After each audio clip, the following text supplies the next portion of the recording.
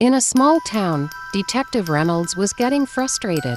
3 accidents in 1 week: a ladder falling, a bridge cable snapping, a car crash.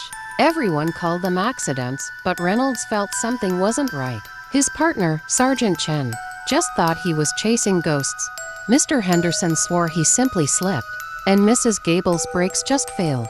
But Reynolds knew better, especially after the power lines were cut clean with no tools or footprints in sight. Meanwhile, a young woman named Alara walked past an old, abandoned mill one night. A faint whispering seemed to follow her. The wind picked up, and a loose shutter banged loudly, making her jump. "Hello, who's there?" she called out, but only silence answered. Then, a rusted gear on the mill wall began to spin.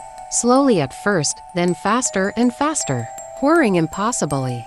Alara stared, frozen in fear, as the whispering grew louder, filled with a mocking, joyful sound. It wasn't words, just pure, gleeful noise.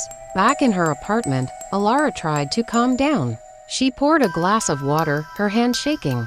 But as she lifted it, the glass suddenly slipped from her grasp, shattering on the floor. She gasped, realizing her fingers were still around it.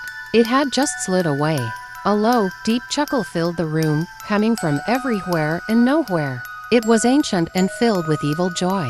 Alara stumbled backward, feeling something cold and unseen brush against her cheek. Her eyes darted wildly, searching for an enemy she couldn't see. Later that night, Reynolds and Chen stood in the town square, looking at a shattered lamppost. Another accident, they said, caused by a strong gust of wind. But Reynolds knew the truth. "It's not the wind," he muttered, looking up at the dark sky. "It's playing with us." A cold realization washed over him. These weren't random events. They were a show, a performance put on by an invisible hand. And it was clear that the horror had only just begun.